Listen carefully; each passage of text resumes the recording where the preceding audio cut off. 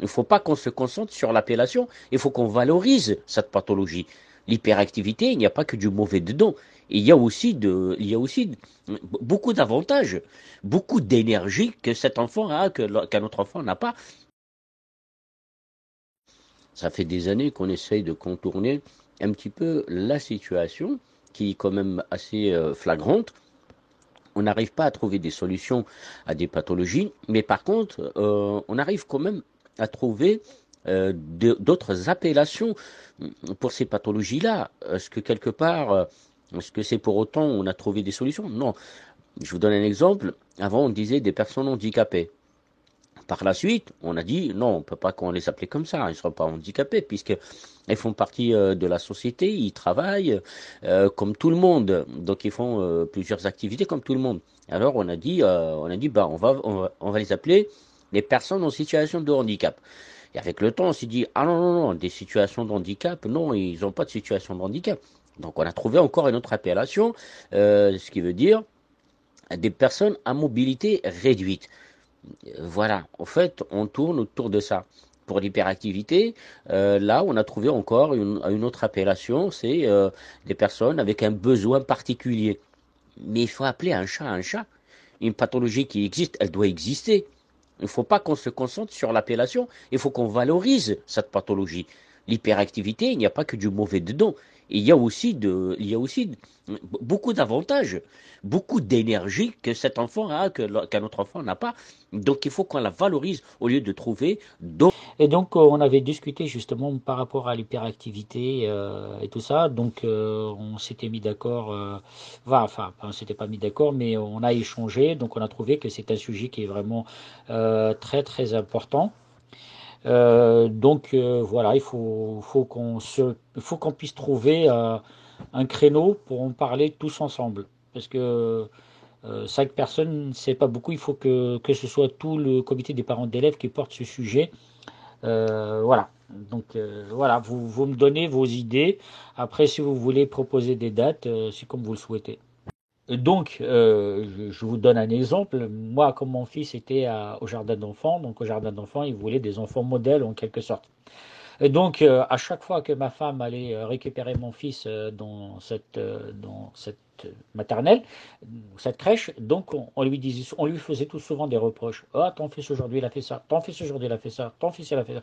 Puis ma femme arrivait à un certain moment où elle n'arrivait plus à aller récupérer mon enfant. Donc elle dit voilà, je suis sûr qu'ils vont me faire encore des reproches, etc. Donc quelque part, donc on se culpabilise d'avoir mis au monde un enfant avec une hyperactivité. Après, les gens nous le font comprendre d'une autre façon. C'est comme si c'était de la mauvaise éducation. Donc on est puni, voilà, ça s'appelle une double peine. On est puni dans tous les domaines.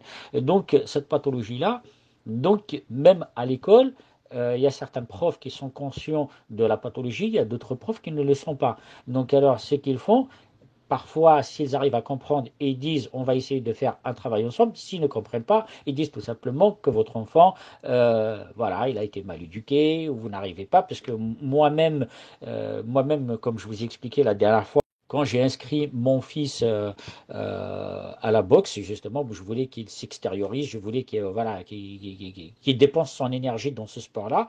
Donc, j'ai bien expliqué au prof, à l'entraîneur, sa pathologie. Donc, il a dit, ne vous inquiétez pas, je comprends parfaitement, j'ai des enfants comme ça, ne vous inquiétez pas, etc. Et donc, au fur et à mesure, il me reprochait à chaque fois.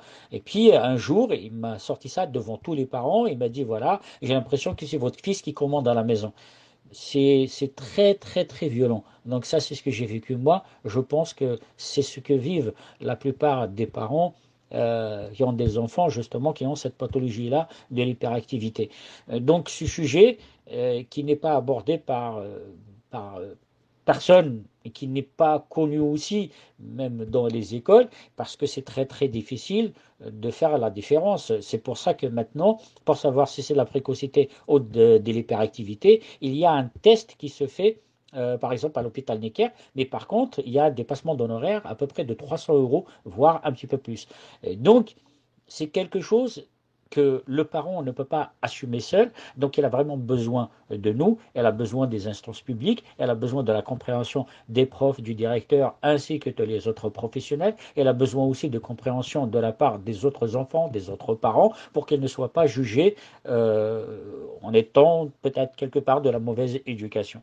Aujourd'hui, si on parle de l'hyperactivité, celui qui n'a pas un enfant hyperactif à la maison, donc il ne pourra pas comprendre. Donc il va dire tout simplement, c'est dû peut-être que l'enfant est trop gâté, ou peut-être, comme disait cet entraîneur-là, que c'est l'enfant qui commande à la maison, ce qui veut dire de la mauvaise éducation, on a mal éduqué nos enfants. Alors que Dieu sait comment c'est difficile cette hyperactivité, que l'enfant n'arrive pas à gérer ses émotions, n'arrive pas à gérer justement cette force d'énergie qu'il a. Et puis, on revient justement à cette sensibilité. Et souvent, on voit que les enfants hyperactifs, ils sont tous sensibles. Pourquoi? Parce qu'on n'arrête pas de leur gueuler dessus. Arrête de faire ça. Pourquoi tu cries? Pourquoi tu pleures? Pourquoi tu fais ça? Pourquoi tu fais ça? On leur reproche tout le temps. Parce que nous-mêmes, on n'arrive pas à savoir comment gérer ces enfants. Donc, ce qu'on fait, on leur crie dessus. Donc, à l'école, on leur crie dessus. Donc, dehors, on leur crie dessus. Donc, les gens les jugent dessus. Nous, on leur crie dessus. Donc, on fait des enfants, de ces enfants-là, ce sont des hyperactifs, hypersensibles. L'hypersensibilité aussi, c'est une autre pathologie et c'est une autre paire de manches en quelque sorte. Donc, aujourd'hui, si je mets en place ce sujet, c'est parce que il y a beaucoup de parents qui ont des enfants hyperactifs. Tout simplement parce que euh, ils n'osent pas en parler. Donc, si nous, on ne le fait pas à leur place, parce que quand même, on est élu en tant que parents délégués. Parents délégués, on délègue justement, nous, on est le lien ou le pont entre les parents et l'école. Donc, c'est à nous de porter ce projet, bien sûr, si vous le souhaitez, pour pouvoir faire connaître ce problème et voir des solutions qu'on pourrait envisager pour ça. Et donc, depuis la naissance de mon enfant. Donc, on a été beaucoup jugé par des professionnels de santé, par des écoles, dont certains profs, etc. Donc, on a beaucoup cherché, on a fait des recherches sur Internet, on a vu des psychologues, on a vu tout ça. Donc, aujourd'hui, on arrive à comprendre ce que c'est que cette pathologie. Par contre, ce n'est pas le cas de tout le monde. Moi, peut-être, j'ai cette force de chercher sur Internet pour chercher des solutions, etc. Alors que d'autres n'ont pas justement ces moyens, peut-être n'ont pas la patience, nous peut-être n'ont pas l'idée de pouvoir chercher pour trouver des solutions. Et quelque part, si la personne ne sait pas elle-même que ça fait partie de l'hyperactivité, il va dire tout simplement, encore une autre fois, se reprocher peut-être que de la mauvaise éducation. J'ai mal éduqué, c'est mon enfant, etc. Donc maintenant, si on revient au sujet qui a été exposé, les écrans. Ceci dit, quand un prof dit que l'enfant, il a beaucoup d'imagination puisqu'il regarde beaucoup les écrans, est-ce que réellement cet enfant déborde d'imagination parce qu'il regarde les écrans ou parce que tout simplement c'est un enfant précoce ou c'est un enfant hyperactif? Vous voyez, c'est ça vous faites. Donc l'hyperactivité a un lien avec les écrans. Donc aujourd'hui, on peut traiter comme on le souhaite, cette histoire des écrans, mais par contre, si on ne fait pas savoir ce que c'est l'hyperactivité ou la précocité, on ne pourra jamais faire cesser, voilà, ou faire comprendre aux enfants ou même aux parents que les écrans, ça porte peut-être préjudice à l'enfant, alors que bah, réellement, est-ce que c'est vraiment les écrans ou pas? Peut-être c'est un petit peu compliqué ce que je dis, mais c'est très simple. Un hyperactif avec écran ou sans écran, il est hyperactif. Et donc un enfant qui est calme, s'il regarde beaucoup les écrans, est-ce que pour autant il devient hyperactif? L'hyperactivité, c'est tout simplement un débordement d'énergie suivi d'une pathologie derrière. Donc cette pathologie, justement, elle n'est pas connue. Donc on associe ça généralement aux écrans et puis on dit que c'est à cause des écrans que les enfants sont devenus agités ou débordants d'énergie. Je ne sais pas si vous êtes d'accord avec moi. Je souhaite que vous me donniez un petit peu votre avis et puis qu'on puisse se voir pour parler un petit peu de ça. Et si je peux me permettre aussi de vous rajouter quelque chose, c'est que les parents des hyperactifs, ils se sentent rejetés par la société, ils se sentent mal compris. Donc, quand on propose un sujet comme celui-là, par exemple, au sein du comité des parents d'élèves, si certains n'arrivent pas à nous comprendre, parce que comme j'ai dit tout à l'heure, si on n'a pas un enfant hyperactif à la maison, comment on pourrait comprendre? Et donc, la société dans laquelle on vit maintenant, elle a beaucoup changé. Donc, il est plus simple de porter un jugement sur une personne que de chercher à comprendre. Donc, comme je vous ai dit, on associe beaucoup l'hyperactivité à la maléducation, à la mauvaise éducation. Donc, si le parent semble ne pas être compris par l'école, semble ne pas être compris par son entourage, ni même par sa propre famille, parce que même dans nos propres foyers, parfois on se reproche d'avoir mal fait, d'avoir mal agi, etc. Donc, si le parent se sent marginalisé, se sont jugés, donc va s'enfermer voilà, dans son monde, dans sa bulle. Donc est-ce que c'est pour autant qu'on pourra peut-être le convaincre de ne pas donner les écrans aux enfants? Donc c'est très facile de juger, mais c'est très difficile d'apporter des solutions, ou même de comprendre l'autre, voilà, sa façon d'être, ou ce qu'il vit, ou comment il vit. Il y a aussi autre chose. Quand par exemple un parent, quand on lui reproche d'avoir mal éduqué son enfant alors que c'est de l'hyperactivité ou c'est de la précocité, qu'est-ce qu'il fait? On voit souvent des parents quand on leur dit ouais, votre fils il a fait ça, donc le parent automatiquement il s'énerve parce qu'il est épuisé. Il est épuisé parce qu'on ne sait pas ce que vivent ces parents-là à la maison, ce qu'ils endurent, parce qu'un hyperactif, il est très très très difficile à gérer. Donc, je pense qu'aujourd'hui, mais personne ne le dira, mais moi je vais vous le dire, c'est que un hyperactif, la seule façon de l'occuper, c'est de lui donner un écran, parce que c'est la seule et unique manière d'apaiser, voilà, d'apaiser cet enfant. Pourquoi je dis ça? Je vais vous expliquer. On vit dans une société de stress. Donc, on a des problèmes familiaux, on a des problèmes personnels, on a des problèmes professionnels, on a des problèmes un petit peu partout. Quand on a un problème, on stresse pour régler ce problème. Imaginez un instant que vous avez une facture impayée, que vous avez un problème à l'école ou au travail, ou de l'harcèlement, ou je ne sais pas quoi. Là, je vais un peu loin. Et puis là, vous êtes à la maison, vous essayez de réfléchir ou d'écrire un courrier ou quoi que ce soit, et votre enfant, il est là derrière vous à sauter, à se bagarrer avec son frère ou sa soeur, etc. Ben, vous finissez par péter un câble. Donc, justement, ça, parce que tout simplement, on n'arrive pas à comprendre comment ces gens-là vivent chez eux. Donc maintenant, euh, notre rôle en tant que parents d'élèves, c'est de pouvoir, en quelque sorte, c'est pas ici de vouloir. Si on veut, on peut, mais si on peut justement se réunir autour de ce sujet et voir ce qu'on peut apporter à ces parents-là. Mais il faut savoir une chose, que ce n'est pas seulement à l'école que ça arrive, ce genre de choses. C'est dans le monde entier.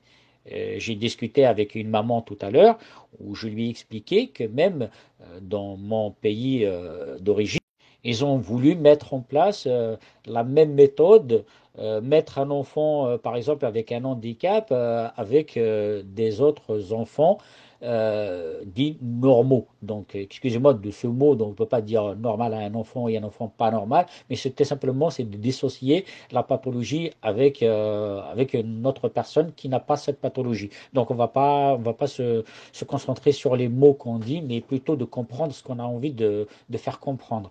Et donc, dans mon pays, donc, ils ont voulu justement mettre ces enfants-là dans les écoles, les associer, enfin les mettre avec d'autres enfants. Donc, puisque moi, je suis en contact avec des profs en Algérie et avec des directeurs, donc on a fait, comment dire, on a fait un groupe WhatsApp dans lequel on discute de toutes ces pathologies. Et pour eux, ils veulent absolument apporter quelque chose à ces enfants-là, à ces parents-là, pour qu'ils ne soient pas marginalisés. Et donc, ils ont voulu faire ça. Sauf que il y a, ce que je vais expliquer, c'est qu'il y a un très grand problème derrière, c'est qu'en France, il y a des associations qui travaillent beaucoup sur l'autonomie des autistes ou des hyperactifs. Ce qui veut dire, ils font aussi de la sensibilisation auprès des parents. Donc, expliquer aux parents qu'il y a des choses qu'ils peuvent faire, il y a des choses qu'ils ne peuvent pas faire.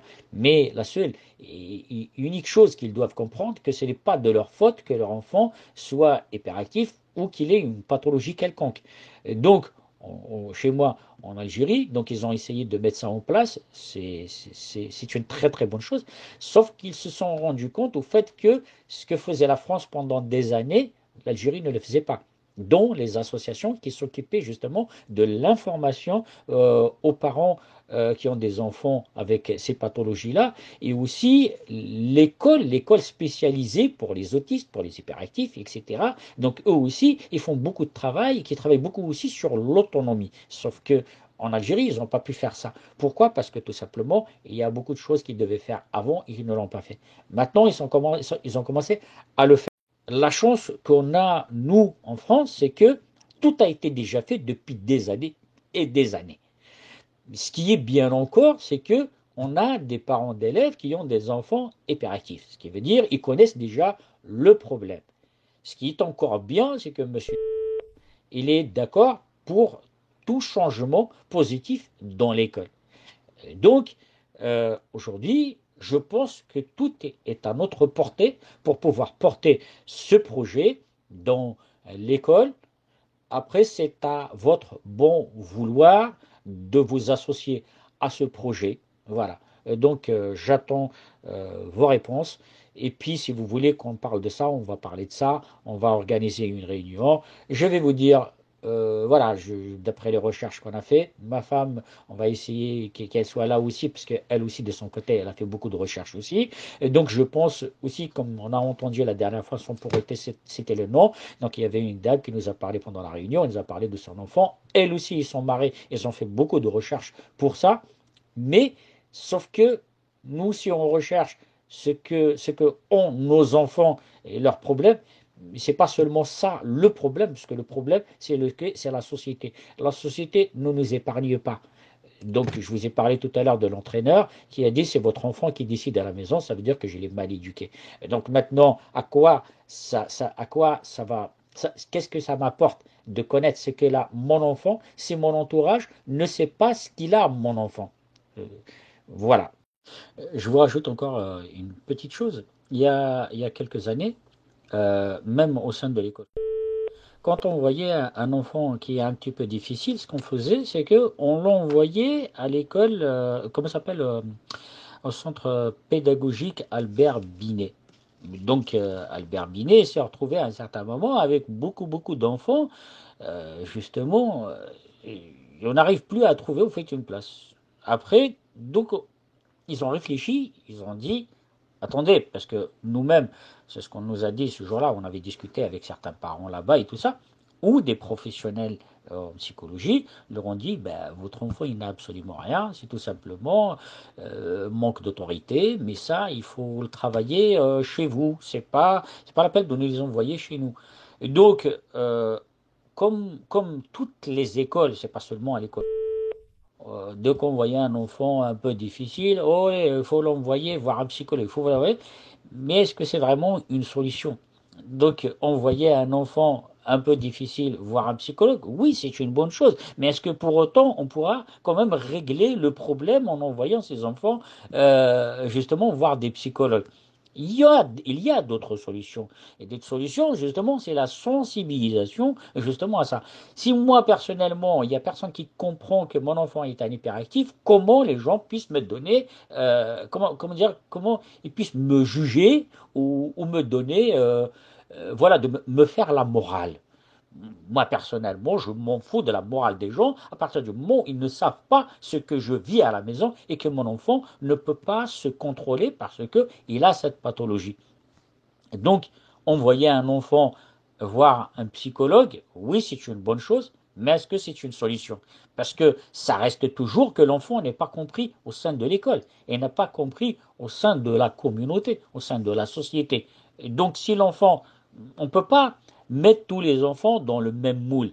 Il faut comprendre une chose, que nous, même en étant adultes, il y a plusieurs sortes de personnes. Comme notre propre main, on a 5 doigts, mais il n'y a aucun doigt qui ressemble à l'autre. Dans la société aussi, c'est la même chose. On va trouver des gens qui sont corrects, il y a des gens qui ne sont pas corrects, il y a des gens qui sont sérieux, d'autres pas sérieux, il y a des gens qui sont honnêtes, d'autres malhonnêtes, mais c'est comme ça la société. Donc nos enfants aussi, c'est la même chose. Chacun a son trait de caractère, chacun a sa personnalité. Souvent, les enfants ressemblent à leurs parents. Des fois, ce sont les parents, ce que donnent les parents à leurs enfants, c'est ce que leurs enfants redonnent à leurs parents. Maintenant, aujourd'hui, on ne peut pas juger un enfant, un parent d'avoir peut-être mal éduqué son enfant ou mal fait, parce que lui-même, il n'a pas reçu l'information comment gérer cette pathologie-là ou comment gérer cet enfant-là. Donc, c'est pour ça que nous, en tant que parents d'élèves, il faut absolument qu'on soit tous unis, bien sûr toujours avec votre bonne volonté, qu'on puisse travailler sur ça et qu'on puisse apporter un plus à dans cette société par rapport à cette pathologie. Encore un autre point, il y a des enfants qui sont très difficiles. Certains parents, ils ont du mal, parce que vous l'avez remarqué, peut-être autour de vous.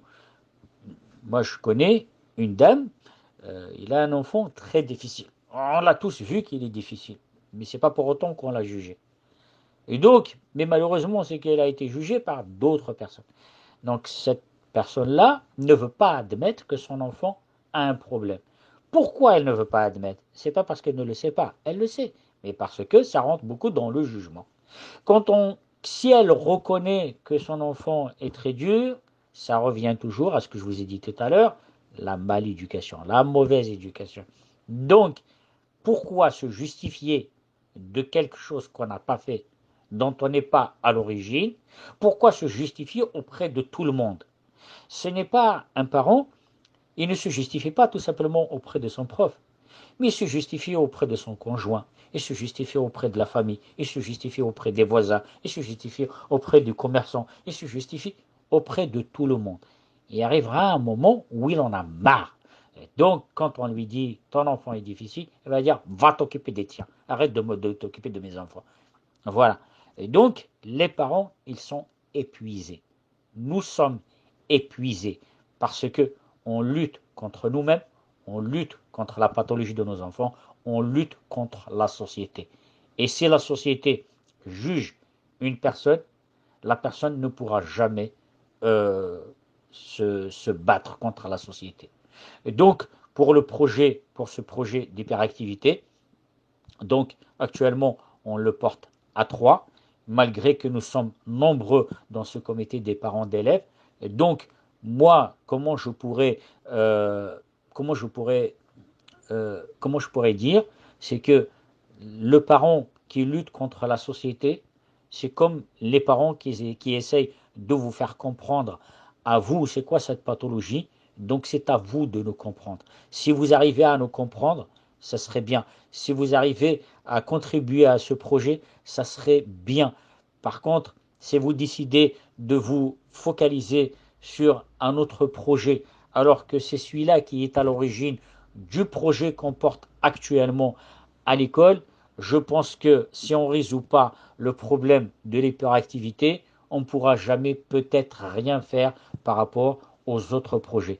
Parce que le bien-être de l'enfant, il en va du bien-être des parents. Si les parents sont bien, les enfants sont bien. Si les enfants sont bien, donc à l'école, les profs, ils sont bien. Et si ainsi de suite. S'il y a un d'eux, c'est comme une chaîne. S'il y a un d'eux qui est défaillant, toute la chaîne, elle est défaillante. Donc maintenant, c'est à nous de décider de porter ce projet ou de ne pas le porter. Voilà, je vous remercie beaucoup et je vous laisse la parole.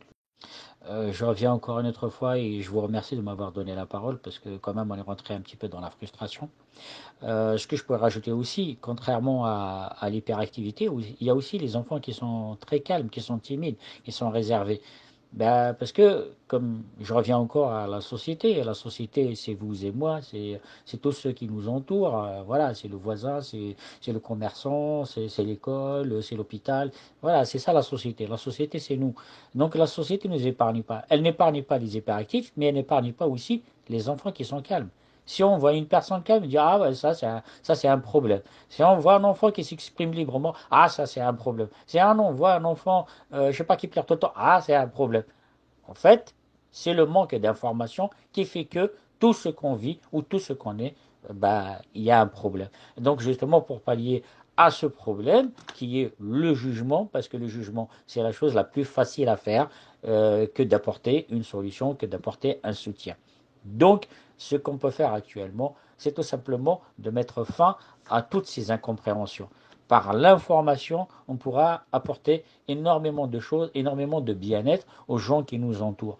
Parce que si mon voisin se sent bien, je vais me sentir bien aussi. Si mon voisin ne se sent pas bien, je suis concerné aussi parce que c'est mon voisin. Donc là, c'est l'école, ce sont nos enfants. S'il y a un enfant qui est, comme je vous ai dit, parce que j'ai vu des parents, j'ai discuté avec des parents qui ont des enfants timides, bah, parfois ces enfants timides, il y a certains par, comment dire, par c'est pas par malchance, mais je dirais par méconnaissance, et ils vont dire ah si cet enfant est timide, c'est parce qu'il est battu, c'est parce qu'à la maison ça ne va pas bien, c'est pour ça qu'ils font tout pour déceler le bien du mal, la violence, de la pathologie, etc., etc.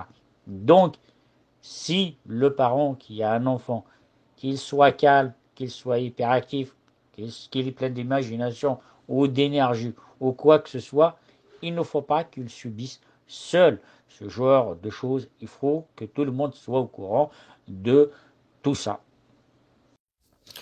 Peut-être à travers ce que j'ai dit, j'ai porté atteinte à certains professionnels. Donc si c'est le cas, veuillez m'excuser. Sauf qu'on est dans un pays de liberté, de démocratie, on a le droit de s'exprimer comme on le sent. Si l'un de vous se sent offusqué par rapport à tous mes propos, et donc là on peut dire encore que c'est une pathologie, la sensibilité et la susceptibilité.